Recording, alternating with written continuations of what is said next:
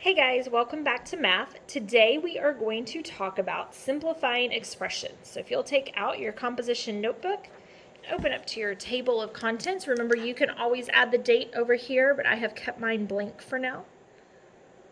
So simplifying expressions.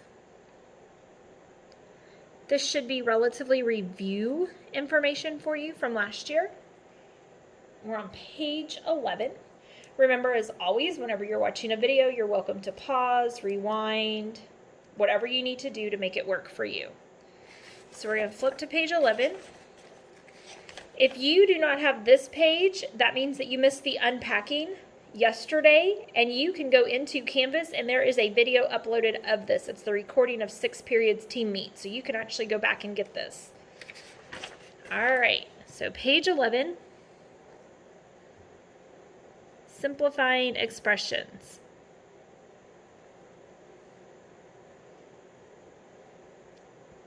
Trouble spelling today. It's a little late in the afternoon right now. Okay, so I'm not going to promise you that this is only going to be one page. Possibly this one might take 2, but we'll have to see. So the first thing we're going to do is we have a few definitions. So expression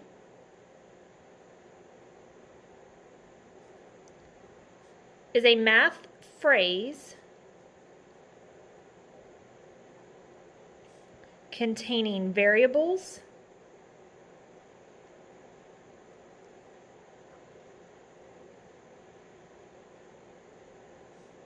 numbers, and operations.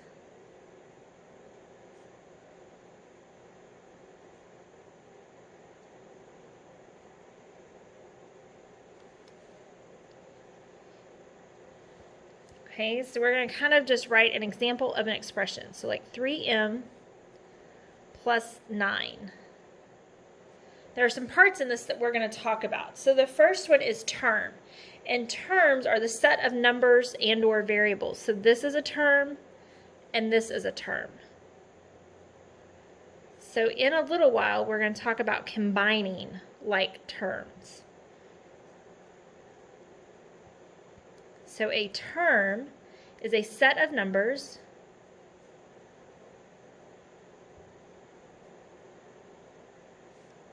and or variables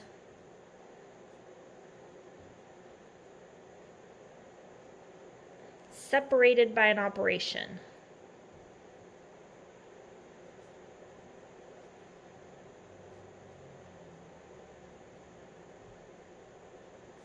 So that can be an add, subtract, multiply, or divide. And remember, multiplication can often be represented by a dot, but when I'm writing it like this, I'd usually use the X just to make it a little clearer for you.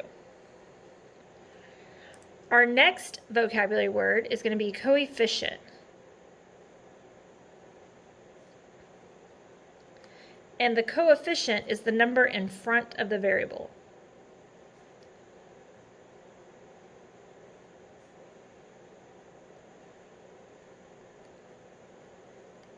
So in our example, the coefficient would be the 3.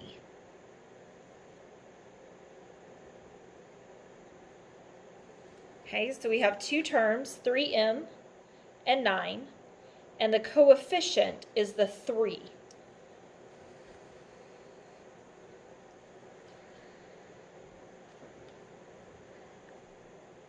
Our next definition is like terms. And like terms are when you have the same variable and the same exponent.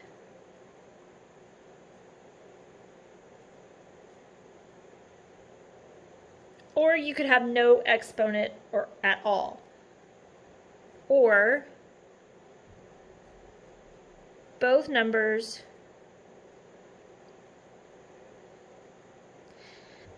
or both are just numbers, would be a better way to say that. Remember, it's not the hashtag, it's numbers, sorry. All right, so it's the same variable and the same exponent, or no exponent at all, or they are both just numbers. So we're going to look at some examples of what like terms and unlike terms are. So like terms could be things like 14x and 8x. It's okay that their coefficients are different, but both of their variables are both x's. Unlike terms could be something like 14x and 8. Okay, 8 is not like 14x because it does not have a variable. It is just a number. We could have 10x squared and 2x squared. They have the same variable and the same exponent, so those are like terms. But if we had 10x and 2x squared, those are not alike. We have an x and then an x squared. And if they have an exponent, they have to both have the same exponent. They don't always have to be an x. It could be any letter. So you could have 1/4 y and 4y. Those would be like terms. They both have the same variable. They both have y. If we had 1/4 x and 4y, those are not like terms. They have different variables. So we don't just combine all the letters. They have to have the same letter.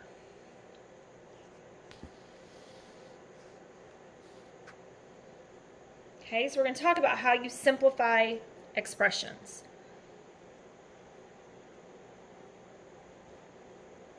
These are kind of our rules.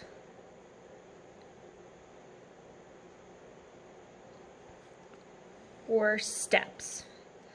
So step number 1, combine like terms. So that's why we just made that list of like and unlike, because we're going to combine them if they are like terms.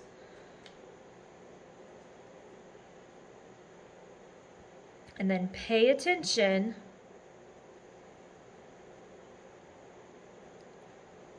to the operations in front of terms.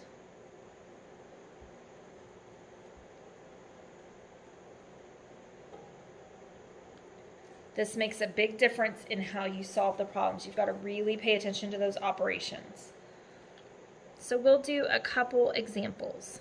And I think I might actually be able to get this onto one page without squeezing it even too terribly much. So if we have 13r plus 5r plus 2n,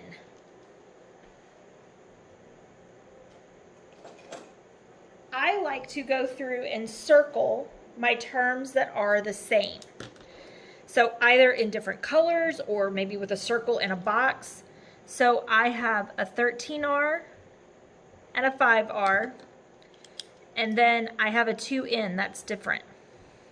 So I know that I'm only going to combine the ones that are the same. So if I look at my r's, they have a plus sign in between them. So I'm going to say to myself 13 plus 5 is 18, so that's 18r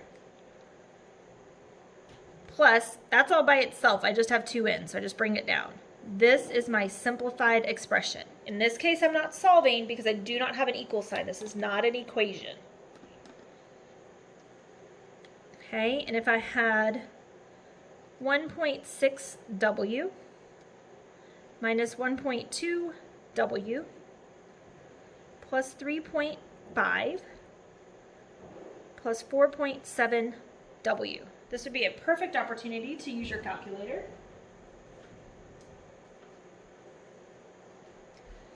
Okay, so sometimes those decimals, it's just a little easier if you have your calculator to help you out. So we're going to do the same thing. I'm going to go through and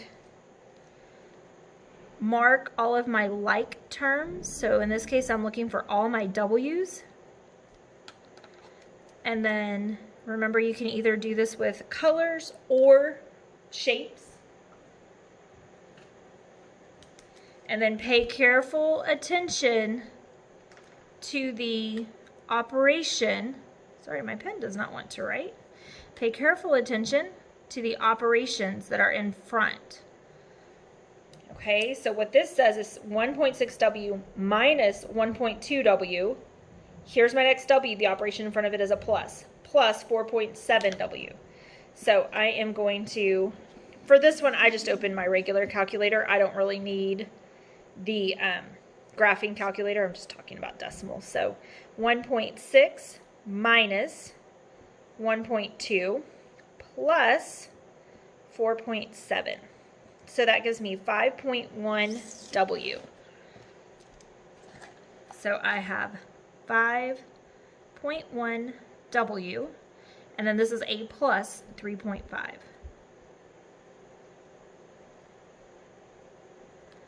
All right, so after this you have a activity to do. It's a drag and drop of matching. They're going to give you an expression and you have to find the simplified version and drag it over and drop it with its match.